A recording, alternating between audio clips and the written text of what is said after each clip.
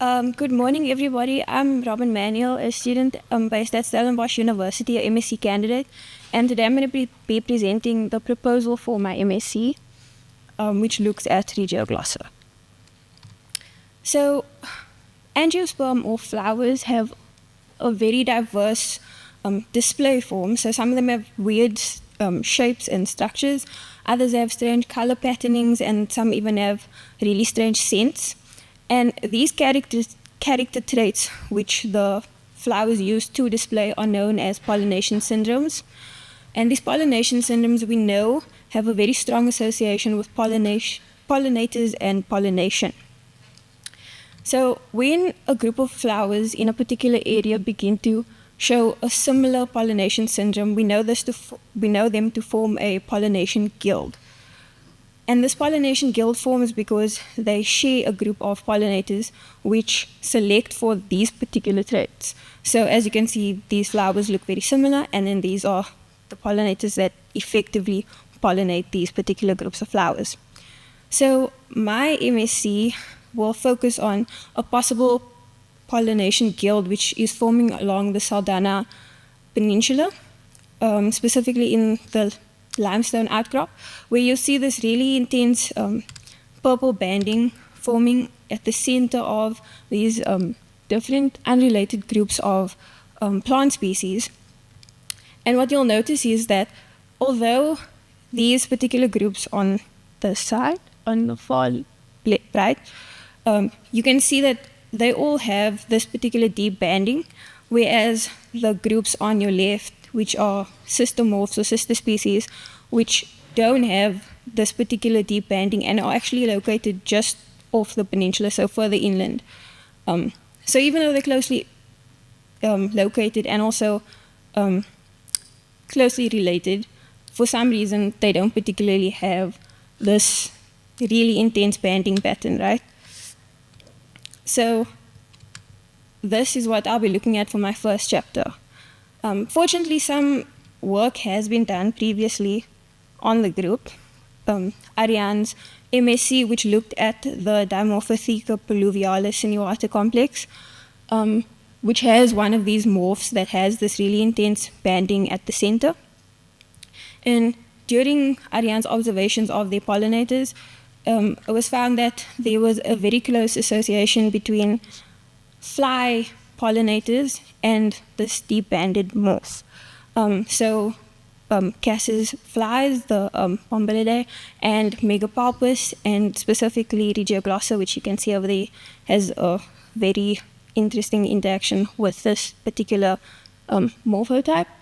And then Scott Bentley also did his honors, which is another one of the students at Stellenbosch, and he looked at the deep banded morph of the Chloritum, right? And he too found a very similar interaction with the fly pollinators in the area and this particular morph. So from this, I will be looking to confirm that there is in fact a pollination guild forming, and that the pollinators interacting with this pollination guild is fly dominated.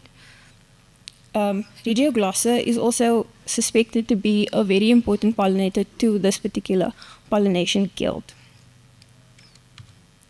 So for my first prediction is just confirming the character traits of the different guild members and the non-banded sister species. So I'll be looking at the color, their gloss, different morphological measurements as well. So from this, we expect to see a strong correlation between the floral characteristics of the gilded members and obviously a divergent response from characters of the sister morphs.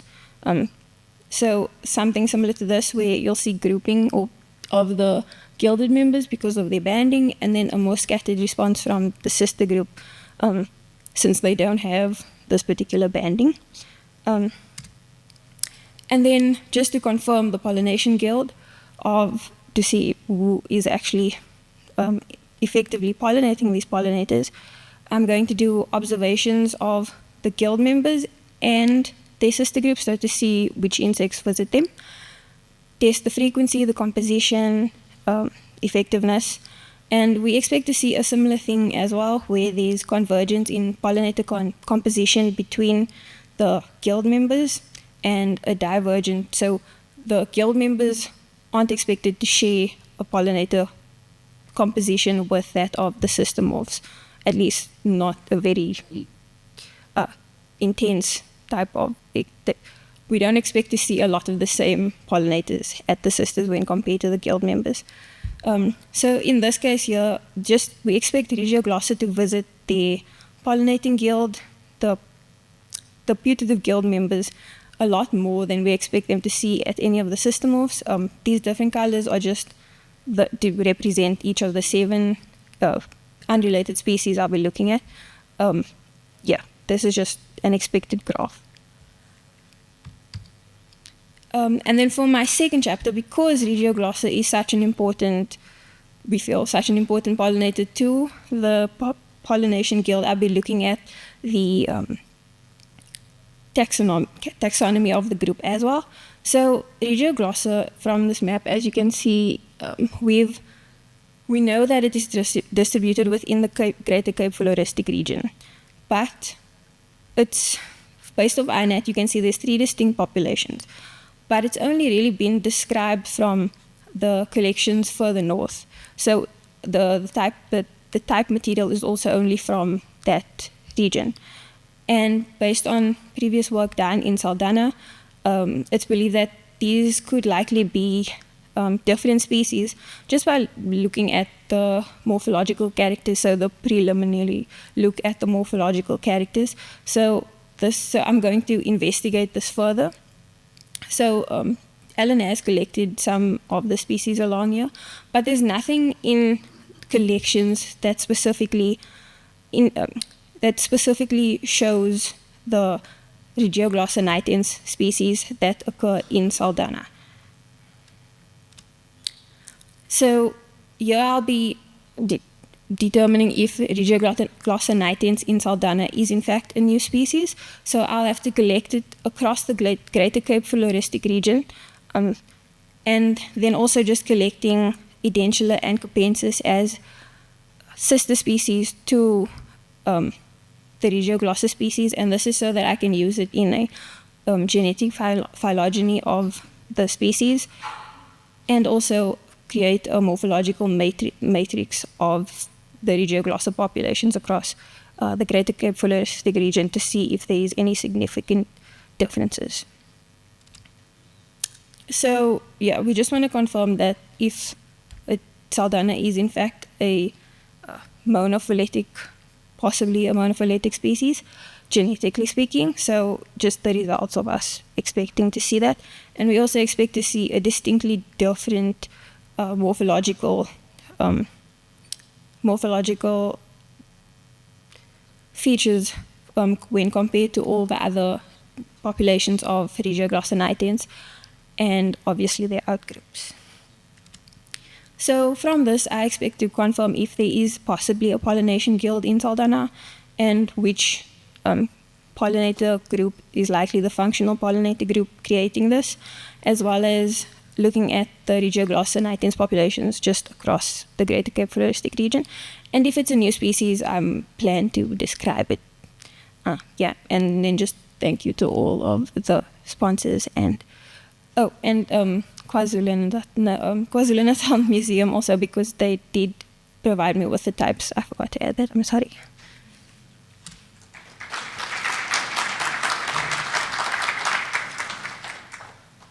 Robyn, we have time for some questions. So, any questions?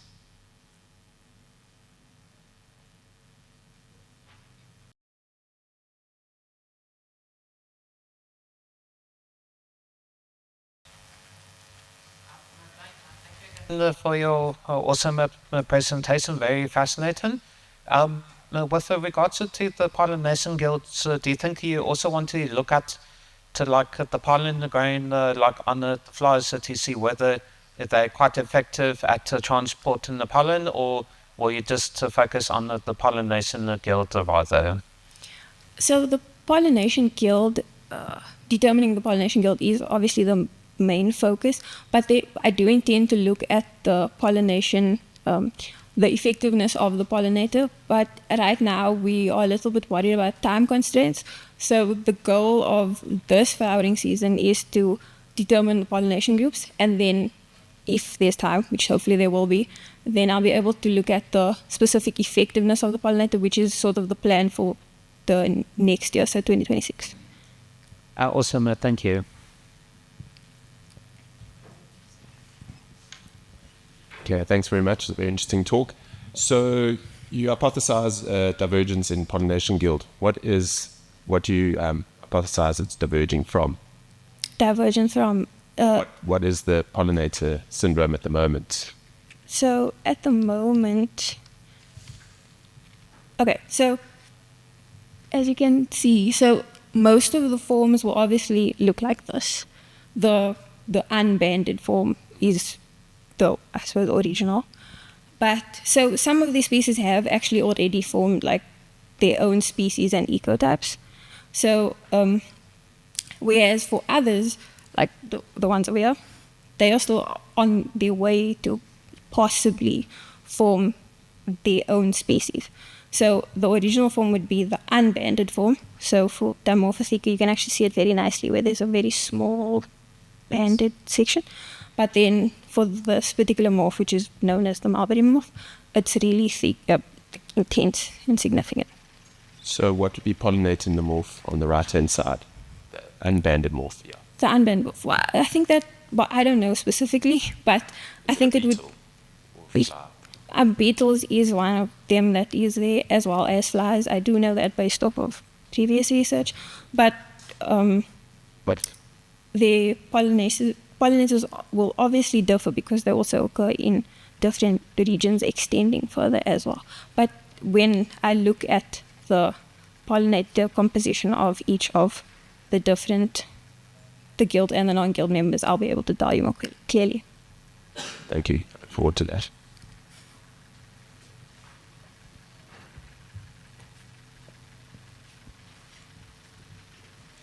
Hi, you seem to focus a lot on morphology, but what about nectar rewards? Is there any nectar reward, and how are you going to take that into account among species and between regions, for example? So we will be looking at nectar reward as well, but I didn't put in a lot of this because of the time constraint. But so for the nectar, because it's so little, we are quite worried about how to calculate that. So right now the plan is to see what we have to work with. So either measure the volume of the nectar, as in we need to collect the nectar and then dilute it and work back from there. So far it's a little bit tentative about how we're going to do it, but there is intention to do it. Because we also intend to do a comparative correlation between the pollinators' features and then the species, the floral species.